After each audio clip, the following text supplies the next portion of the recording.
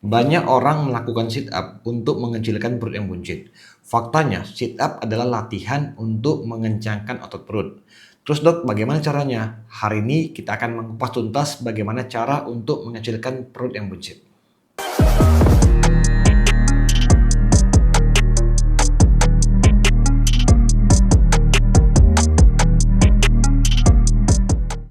Halo teman-teman, gimana kabarnya? Teman-teman, hari ini kita akan membahas penyebab perut buncit dan bagaimana cara untuk mengecilkan perut yang buncit. Kenapa saya membahas penyebab perut buncit? Karena kalau kita tidak tahu penyebabnya, kita nggak bisa memperbaikinya. Bayangkan teman-teman, kita udah beli baju yang bagus, baju yang ngepas, udah kita rasa cocok untuk kita pakai. Setelah kita pakai, perut kita nongol, jadi kita tidak bisa memakai baju tersebut. Nah, sebenarnya teman-teman, perut buncit itu bukan hanya soal estetik, tetapi sangat berbahaya kalau dibiarkan. Nah, penyebab perut buncit sendiri itu banyak ya. Pertama pastinya makanan. Kita kalau makan kita over kalori, seperti itu terlalu banyak makan nasi, terlalu banyak makan gorengan, terlalu banyak makan manis-manis, kelebihan kalori tersebut akan disimpan oleh tubuh kita menjadi lemak, terutama lemak di perut. Tetapi teman-teman, yang nggak semua orang sama ya. Ada orang yang kalau dia gemuk itu dia over kalori, kalorinya itu kelebihannya itu kan disimpan menjadi lemak ya. Lemaknya itu ada yang disimpan di perut, ada yang disimpan di bokong. Nah, kadang-kadang ada juga orang yang makannya banyak, dia perutnya nggak buncit, tapi yang besar tuh bokongnya, pahanya, lengannya, pipinya. Ada juga teman-teman kita lihat makannya agak berlebih, kalori agak berlebih, kakinya kecil, lengannya kecil, tetapi perutnya buncit. Nah, teman-teman kalau kita bandingkan, dokter lebih bahaya mana? Apakah besar di paha, di bokong lebih bahaya daripada di perut? Terbalik. Kalau kita kelebihan kalori, lemak tadi disimpan di paha dan di bokong, itu lebih aman daripada lemak disimpan di perut. Kenapa dokter? Nah, kita akan membahas lemak visceral. Lemak itu teman-teman ada dua ya, lemak di bawah kulit sama lemak di visceral. Visceral itu adalah rongga visceral itu adalah rongga di antara ruang perut kita. Jadi di perut tadi kan ada hati, ada usus, ada pankreas, ada ginjal. Nah, semakin besar perut kita, semakin buncit perut kita, maka diperkirakan dan dipastikan lemak visceral kita tinggi. Kalau lemak yang di paha, di bokong, itu nggak ganggu ke organ perut. Nah, sedangkan kalau lemak di perut besar, lemak di perut banyak, itu sangat berbahaya. Nah, batasnya berapa dokter? Jadi gini, kalau pada laki-laki itu lingkar perut nggak boleh lebih dari 90 cm. Sedangkan pada wanita lingkar perut nggak boleh lebih dari 80 cm. Teman-teman kalau yang lingkar perutnya lebih dari itu mulai sekarang jaga. Bagaimana cara jaganya? Cara menjaganya akan kita bahas selanjutnya. Tetapi sebelum kita bahas cara mengecilkan perut kita, yang pertama bahaya daripada lemak perut yang meningkat. Yang pertama pasti estetik ya. Estetik itu bukan bahaya tapi penampilan. Yang selanjutnya dengan lemak perut yang banyak, lemak perut yang besar itu dapat meningkatkan lemak visceral. Lemak visceral itu kalau tinggi dapat membahayakan tubuh kita. Salah satunya gula darah kita lebih gampang naik. Terus lebih gampang terjadi inflamasi atau peradangan dalam tubuh kita. Jadi kita lebih gampang kena penyakit, lebih gampang kena darah tinggi, kolesterol, dan juga stroke. Jadi teman-teman, lemak perut itu sangat-sangat berbahaya. Oke? Nah, ini kita akan membahas cara untuk mengecilkannya. Yang pertama adalah pastinya jaga makanan. Teman-teman, hindari makanan-makanan yang over kalori. Misalnya gini teman-teman, kita nggak boleh makan nasi itu pakai mie instan, pakai kentang. Kenapa? Karena itu hal tersebut adalah semuanya kalori.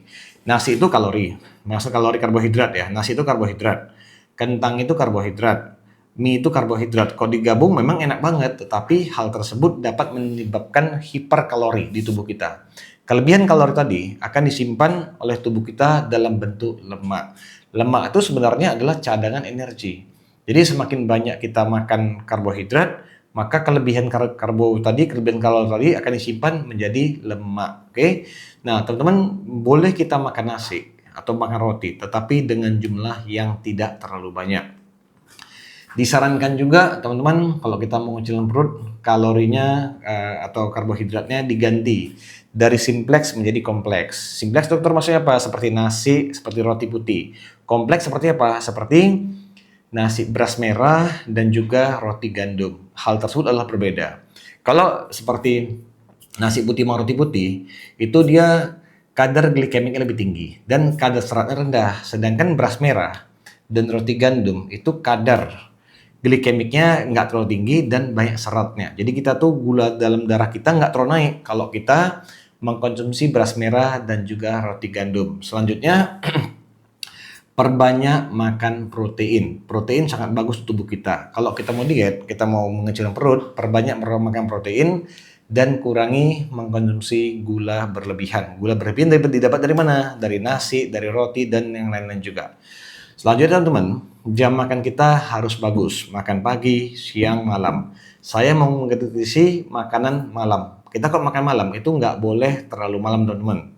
Bagusnya tuh jam 6, jam 7 lah. Saya biasa saran pasien juga jam 7. Jangan terlalu malam kali. Karena kalau terlalu malam, tubuh kita itu kan pada saat malam itu kan istirahat, rest. Nah, kalau kita makan terlalu malam, maka usus kita nggak istirahat. Jadi istilahnya tubuh kita, mesin dan tubuh kita tuh bekerja terus. Hal tersebut dapat menyebabkan gangguan pada metabolisme. Jadi kalau kita mau diet, kita mau mengecilkan otot perut, salah satunya adalah jam makannya harus bagus. Selanjutnya tadi kurangi gula dan juga alkohol. Gula ini bukan hanya karbohidrat tadi, tetapi seperti kopi manis, kue manis, roti manis, donat ya, dan juga alkohol. Kenapa? Karena hal tersebut sama seperti karbohidrat tadi juga menghasilkan gula berlebihan yang ujung-ujungnya meningkatkan kadar lemak dalam tubuh kita.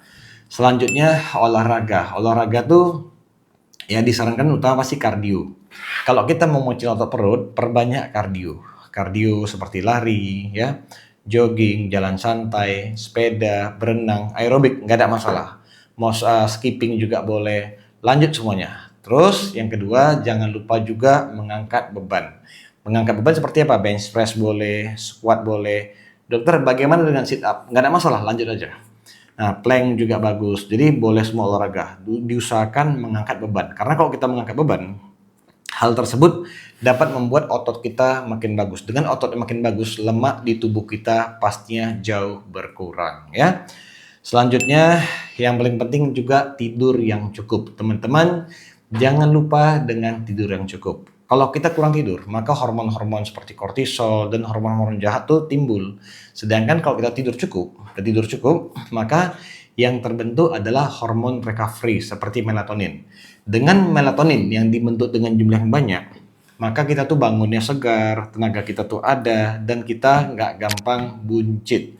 Selanjutnya, teman-teman hindari juga stres. Sama juga dengan kurang tidur tadi, stres juga dapat meningkatkan hormon kortisol. Hormon kortisol kalau berlebihan dapat meningkatkan lemak di tubuh kita. Memang nggak secara langsung, tapi lama-lama bisa.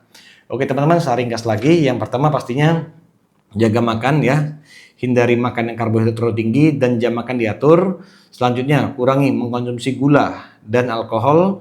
Yang ketiga, olahraga, kardio dan juga angkat beban. Selanjutnya, tidur yang cukup. Dan yang kelima adalah hindari stres. Teman-teman, di sini saya mengajarkan jangan langsung kita mengubah kebiasaan makan kita dan istirahat kita dengan pola hidup kita secara instan.